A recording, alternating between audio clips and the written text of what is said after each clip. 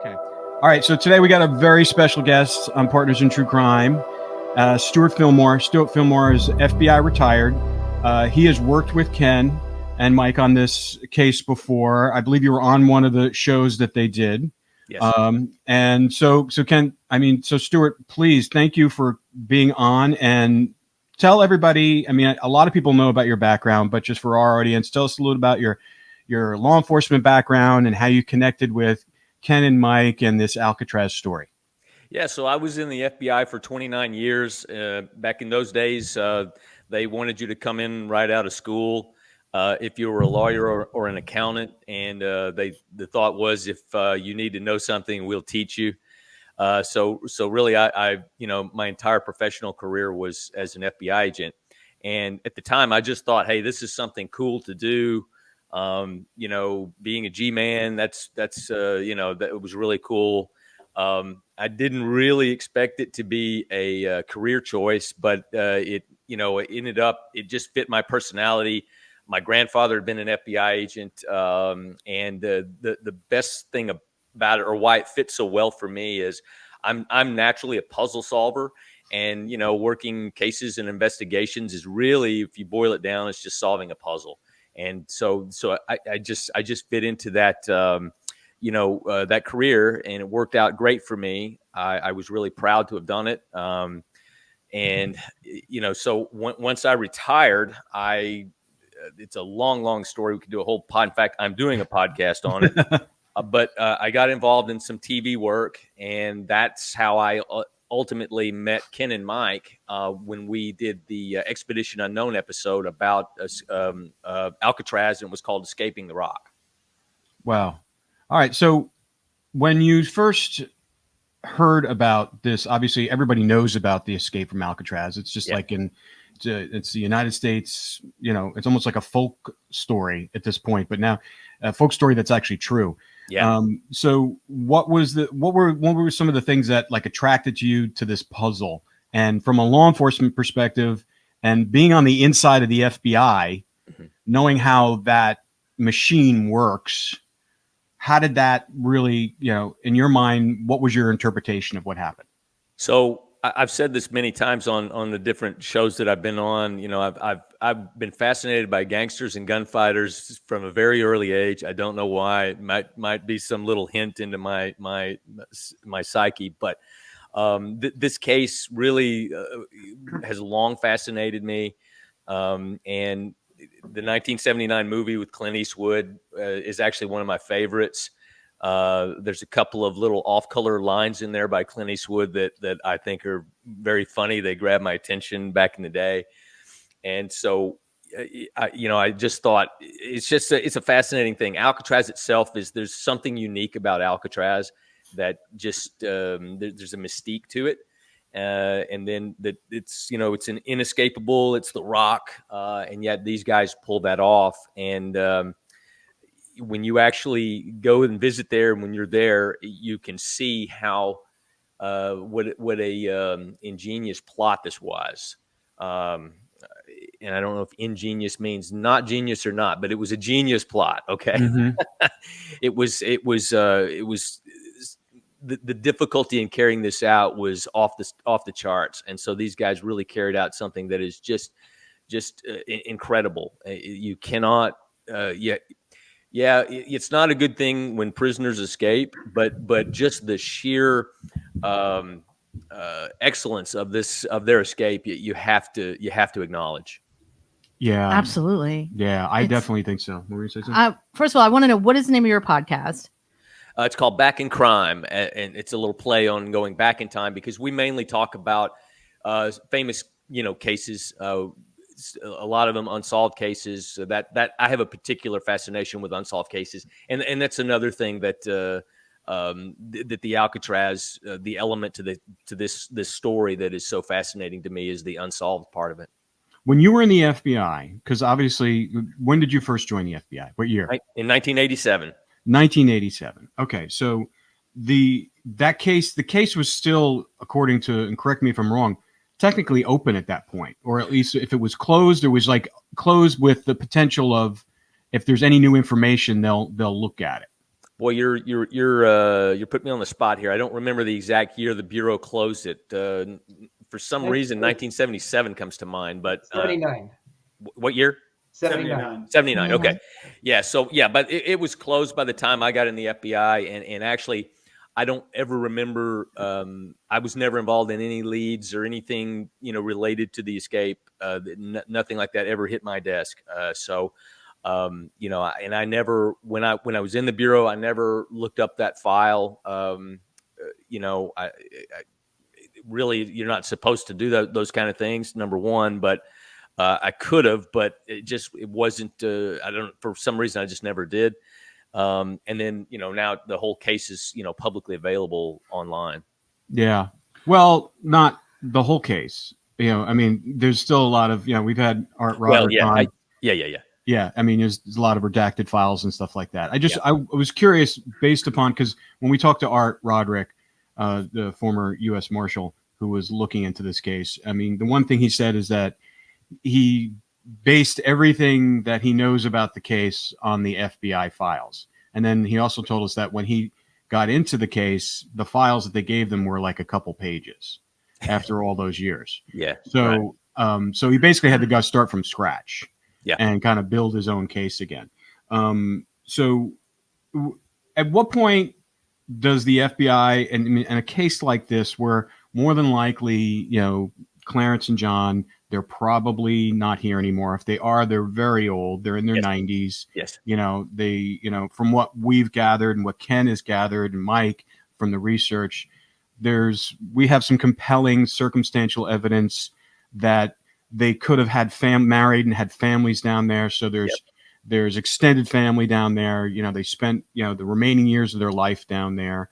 At what point and I know this is like you probably don't have an answer for it, but I have to ask it since you were on the inside. What's preventing them from kind of releasing the unredacted files to kind of really find out what's going on, and what would prevent them? What in those files they don't want to see other than just people's names and addresses and methods and stuff like that? Just pure data that we could use to basically verify what they had in relation to what the research that Ken and Mike have done, right, and what we've done. I mean, what's preventing them from just at this point? It's history, right? Yeah. So Rob, are you talking about what the file that's available on the FBI vault.gov? That's there. Yes, but the unredacted, because we spoke when we spoke to Art, he goes, yeah, I've seen all the files, and he was like saying, in one respect that we were talking about Alfred, the brother, right? And what Ken and Mike have gleaned is that they never saw any information where they came and they talked and they interviewed Alfred, the brother, in that prison before he died. And then Art said, he goes, no, we talked to them. They talked to them. It's in the files. Okay. So it's like there's just like information like that, those little linchpins. Yeah. So in preparation for the show, when we did the show back in 2022, I think I remember going through that, the file that was on the FBI Vault website. And I honestly at the moment, I'm not remembering that there were a lot of redactions. I don't remember seeing an interview with Alfred. I can say that. And I've worked a lot on a case involving John Dillinger. And I've been through that file as well. The redactions in there mainly center around informants, the names of informants, and even like, let's say in the Dillinger case, those informants that they would have talked to are long dead, but those names are still redacted. I don't fully know the rules of redaction and what they, who determines something should be redacted or not. My mindset is it should just all be revealed. I understand maybe some personal data and maybe the names of an informant. But I'm on the side of just, hey, it's out there. It's an old case. It's history. Release it. Let's get the whole thing out there. And I really don't. I just can't. There should be no excuse that everything is not available, especially to the U.S. Marshals, who, as far as I know, they still have an ongoing case. So the Marshals themselves should have full access to everything. I mean, they should just hand them the file regardless of it, with no redactions whatsoever. Yeah. Well, it sounds like he eventually got that, because Okay. based upon the conversations that we've had with him, he was revealing. Because the other thing, the question we had for you is and we joke with Art about this, because we after the whole podcast at the end, we want to go, do you still want to stick with your statement that they died in the water? And because he's holding on to that, and he goes, well, that's what the FBI files sound. And so, do you think they died in the water? I don't. No, I don't. I know the official conclusion is that, man, I had the wording down, but I don't remember it now. But yeah, there's an official statement that most likely they died in the water. No, I don't. I had a long suspicion that they had made it, and one of the things that to me kind of just logically makes sense that they made it off the island. Well, yeah, that they safely escaped is seeing how well this was planned. I mentioned this earlier. I cannot emphasize enough the degree of planning and the execution of this escape, how impressive it was, how difficult it was, all the elements that they covered to make sure this was successful. And then I just can't imagine that something so well planned and something so well executed, then they just got to the water and said, well, I guess, we'll just wing it from here. That just doesn't make sense. The story by the fourth participant, Alan West, who didn't quite make it out of his cell in time. His story that the plan was to go to Angel Island, and from Angel Island then go to Marin County and steal a car and get away that way. That seems very difficult. Why go to Angel Island? Number one, because now you're stuck on another island. It's 2 miles away, whereas San Francisco is a mile away. Plenty of cars to steal in San Francisco. There are other theories too about a boat in the bay. But overall, yes, my opinion absolutely is they successfully got away. Yeah, well, I think that whole Angel Island story that Alan West was a ruse. I think it was kind of misinformation. Yeah, because it'd be ridiculous to go, like you said, from one island to another. Yes, it doesn't make sense. And there's where do you go from there? And to go all the way to Marin to steal a car, right. That's like crazy. Right. Back then, there weren't as many cars in Marin. Well, it was a lot of farmland back then. Yeah, and I actually have looked up some old aerial photos of that area back in the day, and it was very sparsely populated where they would have gone.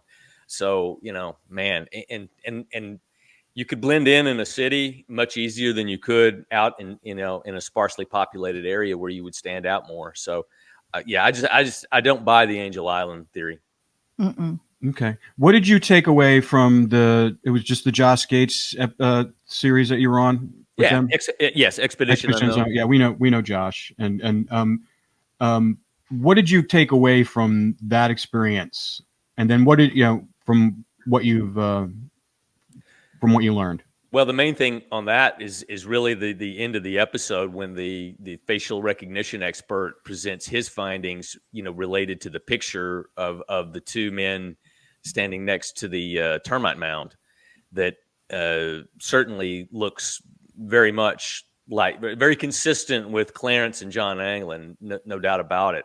And essentially what he did was an electronic high-tech photo lineup where the computer, out of thousands or millions of faces, happened to pick at least the one of John Anglin and said, I think it was 99.9%. That's a match between the known photos of John. So, it's pretty compelling. It fits with other, anecdotal evidence that they were, that they got away. And just in my own analysis, this really didn't make it to the show. I know I've shared this with Ken and Mike. If you look at the picture, the termite mound picture, and you look at Clarence, who's to the left, Clarence was known to have had a tattoo that was on his wrist, and I'm forgetting now exactly what it said. It was I think it was called It was a girl's name. Yeah, it was a girl's name. It was somewhat of an odd name, as I recall. Not a common name, but nonetheless a name and maybe some design of some kind. Mm-hmm. If you look really closely at the left arm of the dark-headed man in the photo, you can see what you can't necessarily tell it's a tattoo, but there's certainly a dark image that's on his left wrist that doesn't fit being a shadow. Unfortunately, the resolution's not clear enough to to be able to see if there's a written word or if it is a tattoo. But again, it's another little piece of evidence that just points to, hey, those are the guys. Yeah, that's interesting. I didn't know about that. No, we didn't know that. What would be interesting is just if we can get run that photograph through AI, see if we can enhance it even more. And I'll poke a little fun at Josh Gates now, because there was another little piece. Because I studied that photo really, really deeply, trying to see if there was something in there that you could definitively match to John or Clarence. And again, going back to the left arm of Clarence in the photo, the way that he was holding his hand, the way that his hand was resting at his side, was consistent with another photo of Clarence, just where he was holding his arm was in the same position, just standing. And so when I pointed that out to Josh, he was like, oh, I can hold my hand like that. I must be him. So he didn't find it that compelling, and I just saw it as another piece of circumstantial evidence. But I just want to add one more that I just thought of when you talked about the tattoo. And we have this in the book where there's a photograph, or the photograph from Brazil, where this one is of John, and he has a wristwatch on his left arm. And the way, that's not unusual, but the way he wore his wristwatch, it was not, most people wear it on their wrist, but John wore it on the forearm above the wrist, which is very unusual. Most people do not wear their watches on their forearm. And so John's wristwatch is there. Well, there's a previous photograph that we have in the book of him taken before he was incarcerated, wearing the wristwatch exactly the same way in the exact same position. Yeah. So, it's not absolute proof, but again, it's like all the lines keep intersecting exactly to the photograph of known habits and right. Characteristics of the brothers. It keeps going toward them, not away from them. Exactly. Well said. That's exactly right. And Stewart, exactly what you said before. They went to so much detail to escape. They planned it to, just so elaborate, this scheme to get out. And all the little things that they had to do along the way, they were so really intelligent with the way that they planned it and just prepped everything. Exactly. There's no way they would just be like, okay, we got out of prison. We're at the edge of the water. That's it now. We don't have a plan. That makes no sense. Yeah. And plus the fact they had the entire prison, the 250 inmate population, who were basically in on it. Yes. And they knew what was going on. So they had to be. Because the cells that were immediately across and above, looking into the Anglins and the Morris cells, there's no way that those guys didn't see what was going on. So the prisoners obviously were supporting this and advocates for it, but I can sympathize and understand that as well. Yeah, because there's even a section that we talked about in the book where a couple black inmates could hear and see what they were doing, and even thought about using that as leverage to kind of get what they want. And then that's when Bumpy Johnson stepped in and said, "Hey, listen, guys, you're not saying anything." Yep. So they had so that right there tells you that the inmate population was complicit in this escape and was. Not physically assisting, but if they had to create a diversion for these guys or hide information to keep their thing, I'm sure that happened. Yep, I agree completely. And actually, they did. But on the other hand, prisoners obviously, they feel like, I guess, they're on the same team, so to speak, but they also are always looking for leverage, to get something that they want. So I'm not sure that necessarily that Bumpy Johnson did that out of the goodness of his heart. I think So really that begs the question, then why would he have been motivated to make sure that this thing was successful? Are there other connections related to that? Mike, what did you want to say? I was going to jump in of talking about prisoner participation. Whitey Bulger in his letters makes comments about that in the evening time during their from 5:30 to 9 o'clock when they had lights out, that was their free time in their cells. Well, when they were doing the digging, of course, that's creating noise. And so what the other inmates would do was they would make noise. They would play their instruments. They kind of shout, they bang, they just do things to cover the noise of the inmates digging out when the guards were walking by so that they wouldn't be heard. So they were actively helping in the escape, during those months of digging. That's crazy. That's crazy. One of the things that we were talking to Art about is because, if I were to go, let's just say we had like a mock trial about, the information that the FBI is putting out and the information that Ken and Mike's book is putting out, and kind of as far as the evidence, the information, everything like that. I'm just curious what your thought is.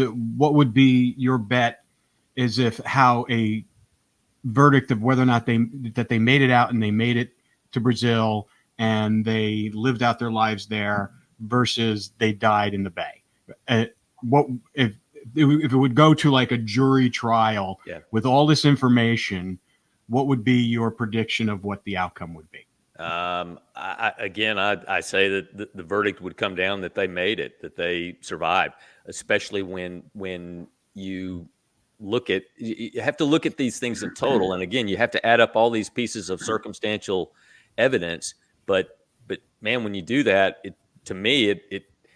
I would say it goes beyond a reasonable doubt that they made it. Yeah. Yeah. I mean, go ahead, Ken. Well, I was going to ask you. So, Stewart, from an FBI background, and you've looked at all of the files. Yes, you've looked at. I've looked at what's on the vault. Yeah. That's what I've looked at. What would you say that, because they came out, before they closed the case and said that they believed that they drowned. Mm-hmm. What do you believe that they used as far as their evidence to support that theory? I mean, why would they say it if they didn't have something to kind of like back it up as a theory and say, well, we believe it happened because of this? But what would you think that is? It's hard to say, Ken, other than, all the other previous attempts, had been unsuccessful, although that's not quite true. That's true. There actually were, and one poor soul actually did make it to the other side of the Golden Gate Bridge. He was still alive when he got there, but my memory of going through the file was that they just seemed to vanish, and they just didn't have any leads on it, and so therefore the most logical thing is that they the water must have got them. There was the other incident where there was a foreign ship of some kind that happened to see a body in the water that was wearing like all white or something that would have been consistent with what an Alcatraz inmate would have had on. They couldn't go back, because you can't just turn a big tanker around, I guess. So there was some indication of that. They found the wallet, the raft made of life jackets, or rather raincoats that was found on Angel Island. So a lot of that circumstantial evidence, I think you could look at and say, well, that kind of points that they didn't make it. And knowing that the water's so cold, that the currents are so strong, in lieu of not finding anything, they just made a conclusion, I guess, based on that's reasonable or logical that that's what would have happened. But that said, I'm forgetting the exact dates, but it's in the FBI file. There's a couple of reports there in the vault that indicate that they're in Brazil. And the follow up on those leads is very, very scant in the file. I do remember that. That's interesting. I mean, also for the foreign tanker, did they they have to call it in that they saw a body. Was there a report? Was there any kind of statement? I'm sure they did. I mean, obviously they reported it to somebody, because I'm almost certain that's in the file. But no one went out to. I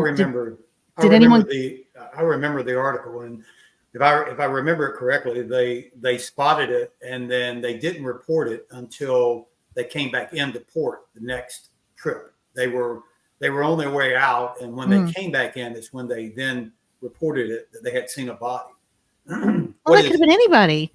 Right. What is amazing, though, is what Stewart was bringing up was true. They did use a pair of binoculars, and they said it looked like it was clothes consistent with prison clothes of Alcatraz.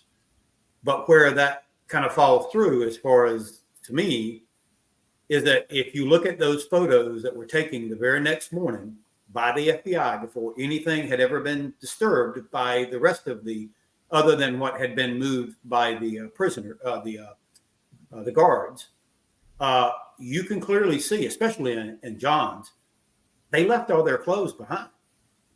All their clothes are still in the cell. Their jackets, their raincoats, their shirts, their pants. So what were they wearing when they got into the water? Exactly. Well, so, they did work in the clothing department. And John had already, had mentioned to another inmate, this is in the FBI file too, when they interviewed him. He said that John had told them that they were going to take some clothes and paint them black so that they would be concealed, and that's what they were going to use. Then that backs up what Whitey Bulger told us, that he told them how to take rubber cement and paint the inside of their pants and their shirts so that they could create a wetsuit, so to speak, and seal off the legs. So this clothes that this ship saw them in couldn't have been the exact same clothes, right? Because it would have been black, not white. But if they're a foreign entity and it's a ship, and I've been on big tankers, it's a little hard, even with binoculars. How are they going to know what they wore at Alcatraz? I agree. I mean, how would they know? I think maybe that they just described what they saw, and then someone said, "Oh, well, that's consistent." Exactly. It's just interesting. I just think from a perspective, when you look at it from the 10,000-foot view, also, that time period, it was, J. Edgar was still involved with the FBI.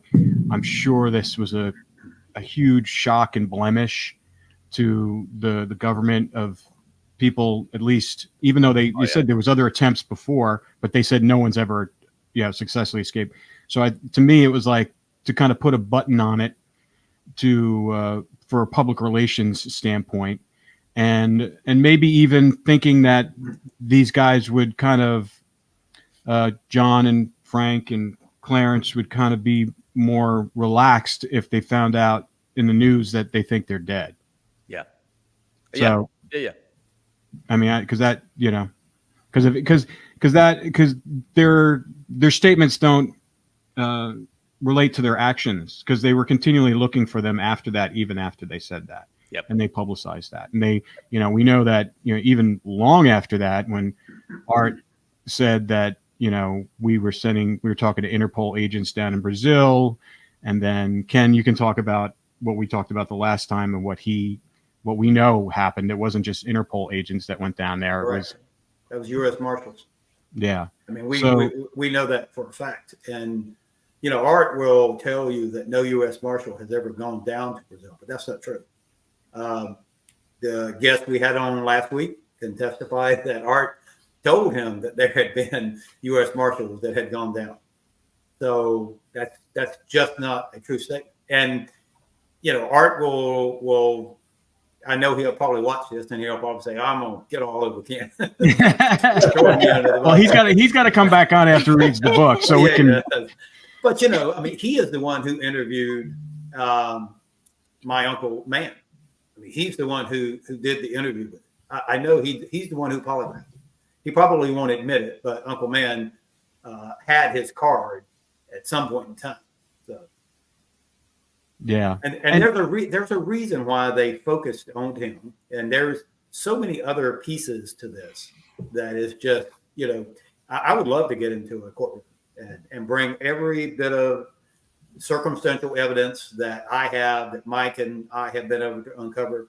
And I would love to see the authorities' circumstantial evidence, because that's all they have too, right? Yeah. Is to stack up the circumstantial evidence and let's, see where it falls. Yeah. But to me, the biggest piece is that photograph. You cannot deny that photograph. Right. No. Yeah. And it lines up with all the other evidence, the Fred Breezy information, the interview that he had with the family in 92, those recordings, everything. And he actually had 2 meetings with them. One was recorded, one wasn't. Right. And it just all kind of connects together. And so I'm just kind of, I don't know. To me, it's baffling at this point, in this juncture of the case, so many years later, over 50 years later, 60 years later, that, why wouldn't you just kind of release that information to really kind of, especially because Ken and Mike have already kind of found all this stuff. I mean, they just need to fit. All we need to do is just fill in the blanks here and put, literally put a button on this case. And also, we're in the process of doing some investigative work down in Brazil. We have some people working down there, and in hopes that we were able to go down there and start digging around. I'm convinced that we'll find some more evidence of them being there, especially only because of the area. It's rural. There's not that many Americans down there. We found someone down there with their first name Clarence. I mean, how many Clarence? And not only him, but his kids also have that name. It's like they've carried it out. Right. George. It's just that there's too many coincidences, and Yeah. It just feels like no one really went down there to look for them. So Stewart, I do have one other question. You might get an answer from an FBI standpoint. Sure. Why would the FBI still maintain and keep family items that belong to the family? Why would they still keep that in their possession? And to this day, refuse to give them back to us. Yeah. Again, I think I remember us talking about this when we were on the show, and there's no excuse. That's just plain and simple. There's no excuse, no reason whatsoever, because the typical, not typical, but the procedure for handling evidence when a case is closed is it's either returned to whoever you obtain that evidence from, or it's destroyed if they don't want it back. Or if it's in the case, if it's something dangerous, obviously it's not given back. But certainly any kind of personal items like that would be maintained as evidence at the time. But hey, when the case is closed, that evidence should be returned. Based on my knowledge of FBI procedure, there's absolutely no justification whatsoever. Yeah, I just don't understand why family letters, the family that wrote to John and Clarence, all of the photos that are in the letters, including myself, I'm in one of the photos, my sister's in one of them. I don't understand why that is considered to be evidence. At the time it would be just because of, in this kind of thing, you obviously they would have kept everything that was in those cells as evidence, But that's not true.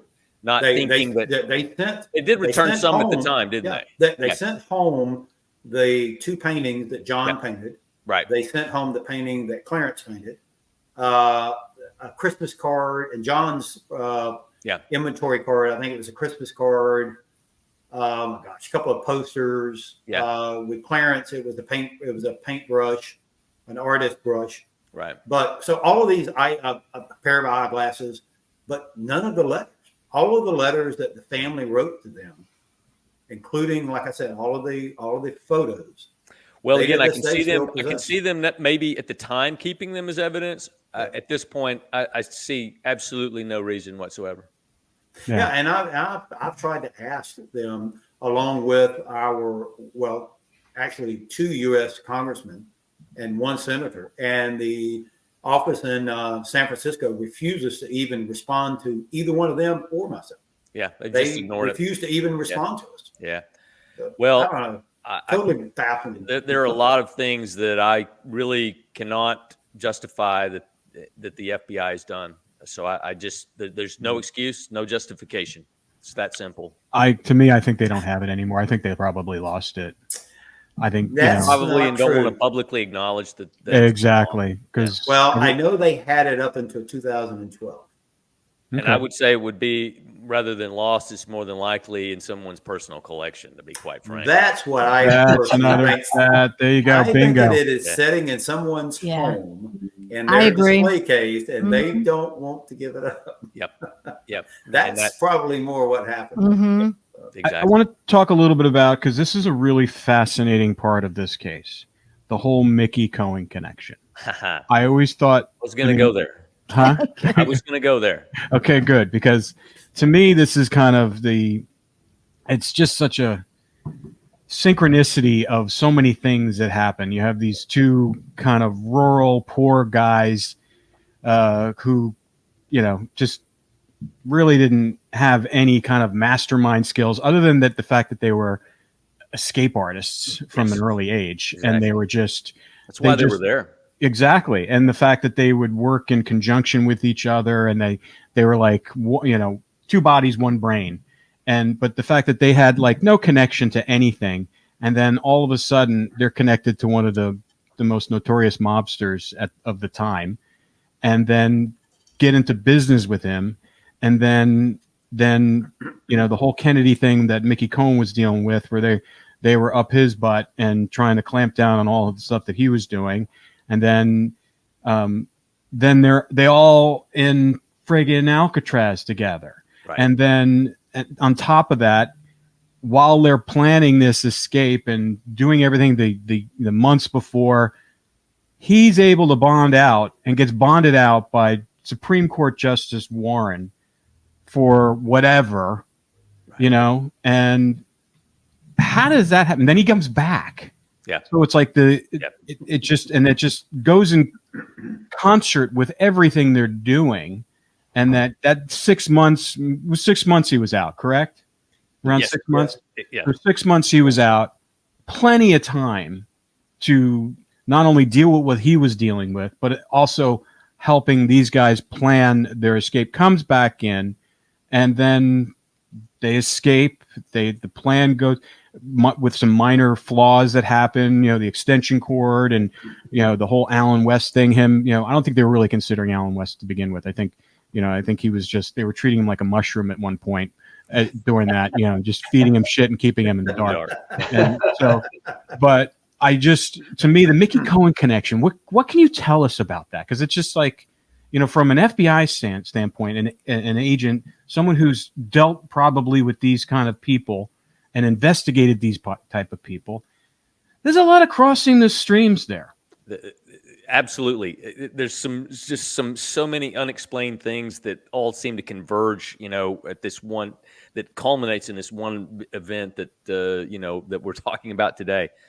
I don't understand, and I don't think that it's ever happened previously when a Supreme Court justice gives bail to, a mobster. That one still to me is baffling.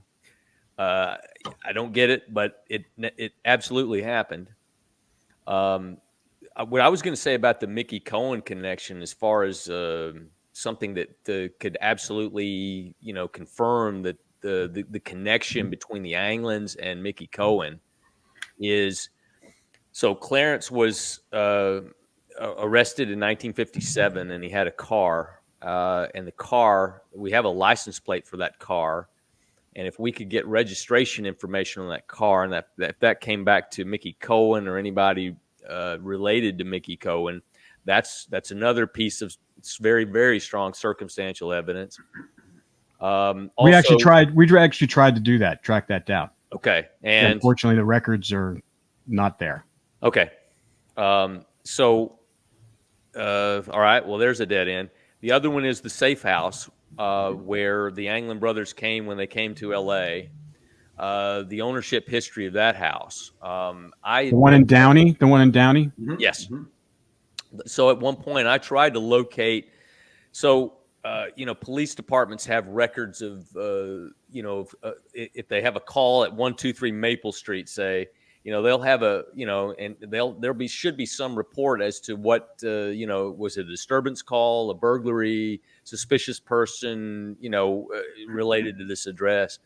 I did try to look into finding whether any records would have been available at that time for that address in Downey, but I was unsuccessful there as well. But one thing that would be possible to do is to look up the ownership history of that house and see who owned it in those days. Yep. And again, if that's a Cohen associate, it's probably not in Mickey Cohen's name, but it would, if it's an associate of Mickey Cohen, that's pretty strong as well. Mm-hmm. Yeah. Yeah. Well, we have the license plate of that car, Ken. We're still looking for that. Okay. Yeah. I mean, it's hard because they didn't have digitized records. So my friend's like digging through boxes going, I don't know what we're going to find this. But you never know. I mean, they might be able to, but I bet there's somewhere, but it's a needle in a haystack for sure. Yeah. So Stewart, I shared with Rob and Cindy that as I was looking through the FBI reports on Mickey Cohen, because they actually had a file on him even prior to him going to prison. Yeah. They recorded. There's a recording in there or a document where they recorded a car from Florida, and they have the license plate number, and all they said was it's kind of suspicious that showed up at his house. Yeah. But so there was someone from Florida who came to visit him prior to all this happening. Do you, Ken? Do you have that license number? I do. Okay. Hey, off air, send that to me, and I'll see what I can do with that. Okay. Nice. Yeah, because that's what it is. I mean, like at this point, we're just trying to, find out exactly what happened, support it with evidence. Ken and Mike have done such an amazing job with their book, and I don't know if you had a chance to read it yet, but it really reads like a movie. It really does. It really does. It's fascinating. Yeah. And they were nice enough to send me a draft of the book back before it was printed, and I really appreciate that. I appreciate the trust in me to do that. And it was fascinating. I haven't actually made it all the way through the actual end product, but if it's anything like the draft, it's very, very compelling. And I encourage everyone to go out and get it. Yeah. Well, I do want to add one other thing about Mickey Cohen. In the FBI report, it's redacted that it says that someone from the island helped them get the boat. And Ken reached out to a marshal and asked him, because he had access to the unredacted report, and he said, who is that name? And he came back and he said it was Mickey Cohen. Yeah. So he corroborated in the unredacted report that Cohen was the one that procured the boat for them. Right. And the importance of linking the Anglins to Mickey Cohen, in some concrete fashion, it would show that Cohen had this association with them going back many, many years. Yeah. And that this would be something that he would do for them, because the question is, obviously, like I said, the other inmates knew about this, and certainly it would, the knowledge of this would have been something they could have used to gain favor for themselves, and nobody did that. In fact, the opposite, really. They all kind of played dumb about it. But why would Mickey Cohen help them? Why would Bumpy Johnson, put the word out that, hey, you keep your mouth shut about this? I mean, we're talking, these are gangsters, so they're going to get something out of it. Absolutely. But it makes more sense from the Cohen connection that these are guys that have worked for me. I know them. And, from a loyalty standpoint, that's something that makes complete sense, and he would have had the resources to do it. Absolutely. Well, not only that, but again, in the report, it talks about that somebody from the inside helped them get the boat. Well, what inmate is going to have like you said, the resources? And even if they did, let's say, one of them was a bank robber and he had $100,000 stashed away, he had the money to do it. Right. How is he going to communicate this to people and orchestrate this and organize this and Right. lining up to the time when it needed to be there when they were going to get out? Exactly. Than someone who had been outside for 6 months, helping them set all this up. He had ample opportunity to do this, and he had the finances, he had the machinery to do it, and he had the motivation to do it. Everything lines up to Mickey Cohen perfectly. Yep. Well, and now this might be a reason why, this is just my suspicion, is the reason why they won't return all of the letters is because Uncle Man would have probably written them, and because they did communicate with each other. And if Mickey Cohen or one of his associates did come to Ruskin to meet with them, which we believe they did, because Uncle Man undoubtedly knew Mickey Cohen. I mean, how else would he know him unless he had actually met him? Right. And it's very possible that in one of those letters, it's mentioned in a way to John and Clarence that, hey, your friend showed up here or whatever. So it's a very possible why they don't want those letters to be right. returned. And then the other thing you have to consider too is if there is coordination, with a boat and when a boat's going to be there, Right. At a certain place at a certain time, it's not like that they could just call and tell, hey, Morris and the Anglins, hey, tonight's the night, so that there had to be some communication inside the prison for them to know exactly when to go. Right. And to me, that points to possibly a corrupt guard of some kind being, in on it and passing this information along that was coordinating with someone on the outside. And it also wouldn't be out of the realm of possibility that a guard kind of turned a blind eye at the right times when the digging was going on and that kind of thing. I don't think they could easily, Mickey Cohen could have easily paid off a guard, exactly. But Easily. there's another piece to the story. When you listen to or you read the testimony that Alan West gives, one of the things that's very interesting about his testimony to the FBI was there was actually 2 rafts. They constructed one raft, and then when Mickey Cohen comes back, they construct a second raft, which is the one that they took. For some reason, whatever transpired when he came back in to work with John, the plan undoubtedly changed in a way because they felt like, according to West, John said, this is not the boat we need. And they went and constructed another one. So this really kind of backs up that, Mickey Cohen would come in and say, hey, we're going to have a boat to pick you up and meet you out in the water. You just need to get to the water. Then all of a sudden they create a boat that has an eye on the front of it, which is how they're going to tie on to the prison boat, which is going to pull them into the bay because the first one didn't have that eye.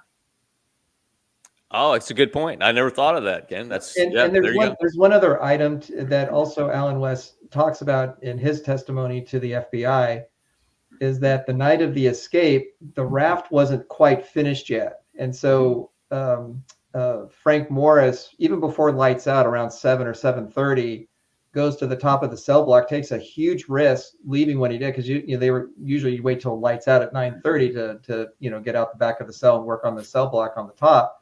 He does that before lights out, climbs to the top to finish the raft, and it takes him a couple hours to finish everything. And then at 9:30, he comes back down when Alan West is having difficulties, and he tries to get him out of a cell unsuccessfully. So in my mind, that's telling me that they probably knew the boat wasn't going to last much longer, and they had to get out that night to rush finishing the raft before leaving the island. So again, this is information that was brought to them of it's now or never tonight, or it's go or no go. Because if it wasn't as urgent, they would have probably waited another day or two to finish the raft and then get out when it was all set, but they didn't.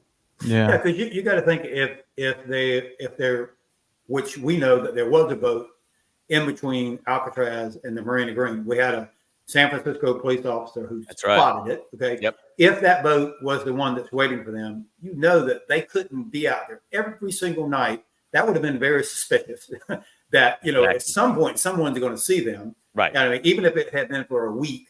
Right. So I can understand what Mike is saying, that there was a short window that this boat's going to be there. You have to be out there this night. That's right. But someone had to communicate that to them. Yeah, exactly. That's where I say I think someone corrupt on the inside was involved. Absolutely. Well, I want to go back real quick. About Mickey Cohen and his getting bonded out.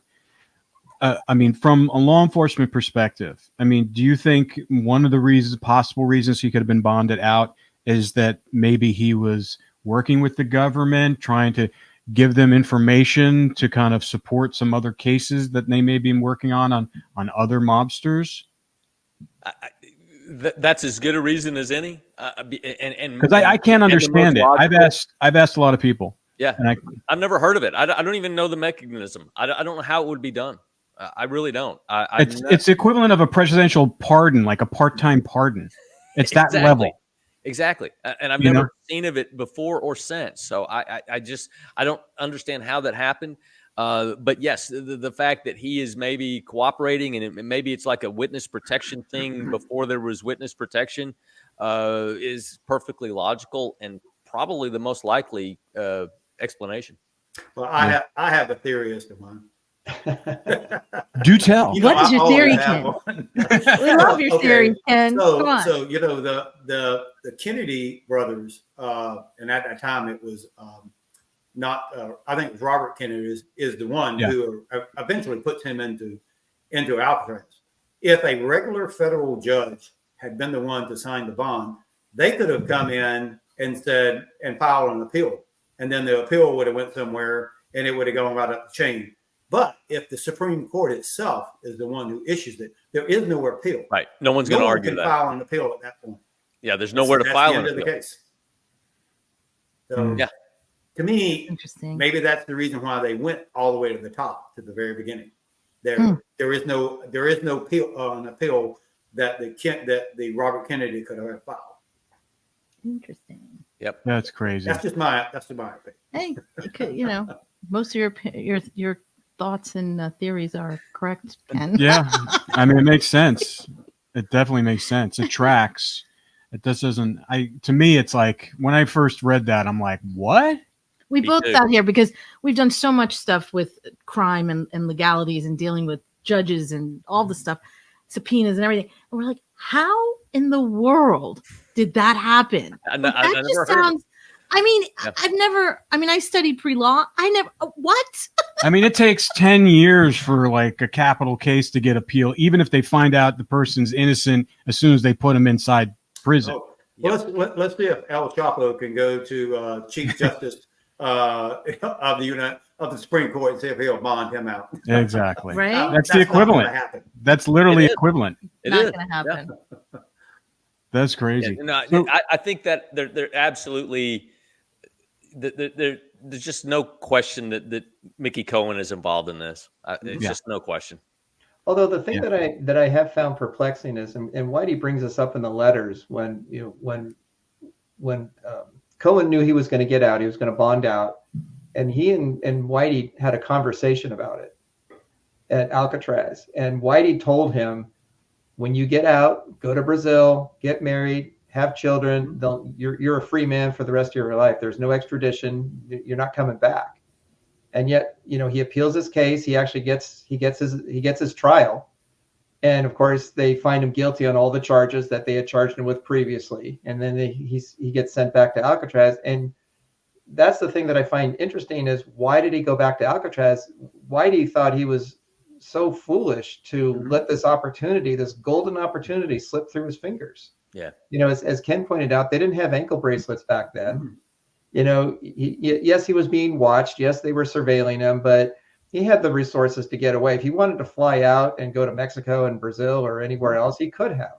And yet he chose to go through the legal process. It fails, and they send him back, and he goes back. Now, obviously, for the brothers, that was the best thing that could have happened, of him willing to go back. But why did he not try to escape? Well, unless he knew he was eventually going to get out, which he eventually did. Yes, he does. Yes. Yeah. So maybe there was some sort of thing where he goes to another prison and is almost killed by another inmate that, took a lead pipe to his head. Mm-hmm. Yeah. It's, a lot of conspiracies flying around here. But it's only conspiracy theory until it's conspiracy fact. Exactly. Exactly. Well, it is definitely well known that there was no love lost between Mickey Cohen and the Kennedys. Oh yeah. Oh yeah. No love lost whatsoever. I want to ask you one final question just to kind of wrap this up, Stewart. What was, out of anything in this case, what was the most, I mean, from a law enforcement perspective, the aha moment for you, like where you're like, oh my God, I can't believe, like, that really surprised you? For me, the aha moment is something I talked about earlier, is if you look at the termite mound photo and you hone in on the left wrist of Clarence, that tattoo is there. Like I said, someone could say it's a shadow, but where the lights are, kind of like the Lee Harvey Oswald photo where he's holding the rifle and the shadows don't match up. Same thing.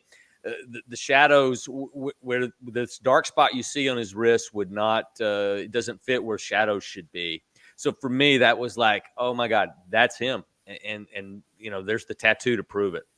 Yeah. I mean, I don't see any shadows. In fact, it almost looks like that photo was taken maybe at like mid-afternoon when the sun is at its highest, because I couldn't really see any shadows. Exactly. Yeah. Well, wow, great. that's been awesome, Stewart. Thank you so much for coming on. Thank you. Thank you. Like I said, I love this case. We're doing a show here, but this is actually a conversation I would have. Who wouldn't? Yeah. Exactly. Who wouldn't? It's like, how do you know? I mean, I still, like I said, I mean, it's a combination of The Great Escape, Cool Hand Luke. I mean, it's like, and Shawshank Redemption. It's everything that anybody would think a prison escape would be. And I think what's so unique about it is that when you read the book and you see what kind of people John and Clarence and their, you know, their family members and everything, they're so sympathetic and they're so kind of relatable. You're rooting for them to go to Brazil. Exactly. Because they're not bad guys, you know. They didn't hurt anybody. They had a rubber gun, for God's sake. You know, I mean, that whole bank robbery reminds me of something out of Raising Arizona. You know, it's like, you know, they're handing water to the pregnant lady, and you know, they don't want anybody to get hurt. They didn't wear masks. It's just like, and they got away with 19 grand. And the only reason they got caught is because one of the guys was, you know, having an affair with a married woman. It's just like, just so stupid. You know, it's like very comedy of errors. Yep. But, you know, that's the human experience. This is how these things happen. You know, the smallest little things and these big things that happen. It's always one little tiny dumb thing that upsets the apple cart and causes things that, you know, it's just crazy. But listen, thank you so much for being on. I'm sure we'll be talking again soon. Love the work you do. And we'll just end it there. But stay on for a second. Yes, stay on for a second.